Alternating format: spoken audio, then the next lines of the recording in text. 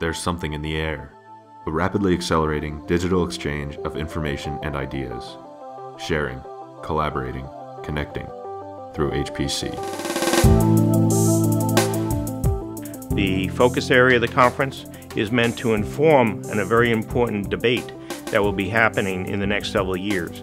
It's really where everything comes together, so it's a great way for communities to interact. Altogether, what we're trying to achieve is have much higher synergy to be happening in a much more proactive fashion, and the program is designed that way. The diversity of technology that is here, the diversity of people that is here is just really exciting to be part of. You can expect to be at the center of cyberspace.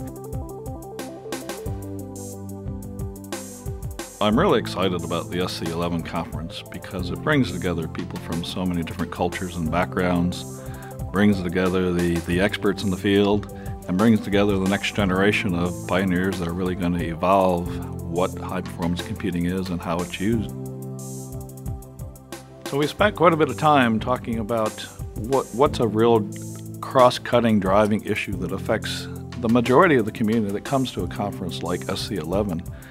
And in almost every aspect of science and engineering and scholarly research, we know that data is really becoming the cornerstone of a lot of that work.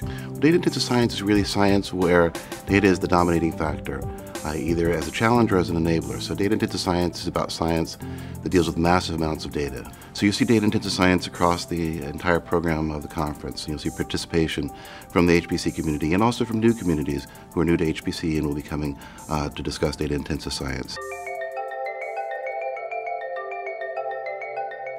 The focus of the technical program this year is sustained performance.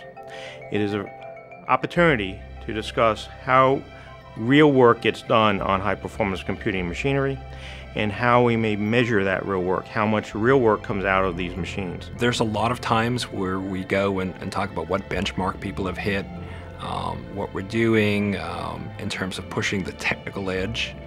But in the end, and we're still doing that, I should say, but in the end, it's what can you do with your equipment? What are you doing with your computing? What are you doing with your applications?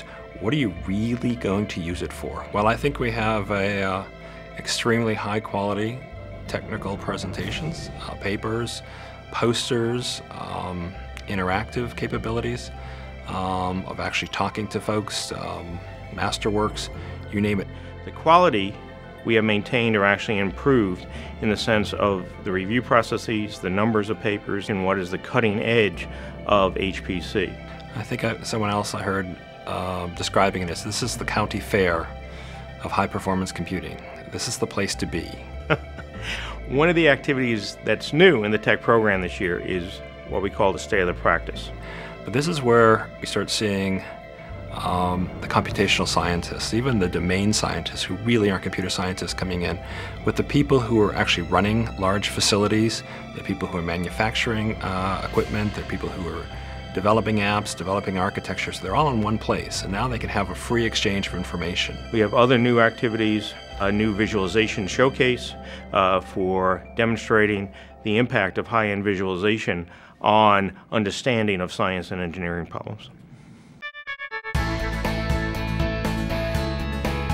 Exhibits is made up of research and industry exhibitors, and they're from all over the world. And so we really emphasize different communities in our exhibits program, and it's really where everything comes together. Well, so we have more research exhibitors this year than we've ever had before, and we made a concerted effort to go out and recruit people in data-intensive science. Particularly on the 6th floor, we will have a visualizations showcase and disruptive technologies and student cluster challenge. And maybe best of all, on the 6th floor, there'll be some lounge space with coffee and couches, and if you need a little extra space to unwind, that's maybe where you should go. And we actually have a few surprises for the attendees that I'm not going to reveal. We think that it's going to be better than ever.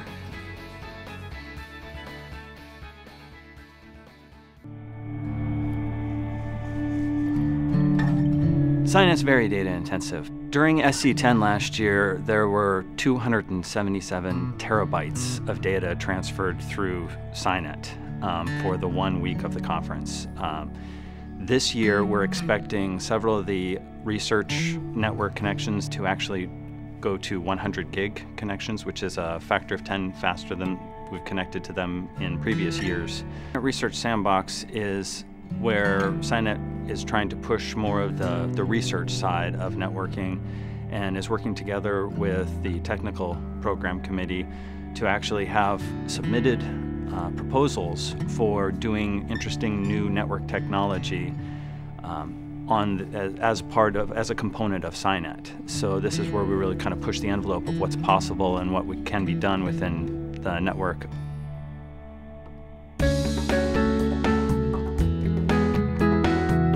Well, the communities program, its role is to incubate next generation of supercomputing participants as a conference and also as an area. HPC is playing a role that will tie these communities together. So we help the international participants, especially when they come from smaller countries, to obtain visa, for example, and we give people. We provide help to get people accustomed to SC. We have a number of programs within the communities group, including broader engagement, an educators program, student volunteers, cluster competitions. And we also are doing a lot of outreach this year to try and build up a worldwide community of high-performance computing specialists. The broader engagement program will incorporate the conference thrust of data-intensive science in a couple of ways. It's an opportunity for us to highlight the impacts of computing on communities and in this context. And so part of what we do is try to connect new people to the conference activities. And so we have a mentor-protege program, for example, where whatever the conference thrust is featured. We also have technical sessions aimed at the diverse audience of relative newcomers that we attract. We look forward to them joining our community. That's what the mentoring and some of the other activities are about, in making those connections. I'm hoping that we'll see that the attendees that we bring in through broader engagement, as well as everybody else, will see that HPC lies on the pathway to important elements of the future, and it's going to be pretty exciting. So in the education program, we're both infusing data-intensive science throughout the sessions, and also we'll have a session specifically on how to do high-performance parallel I/O. My favorite thing about the conference is being around thousands and thousands of people who love the same things that I love.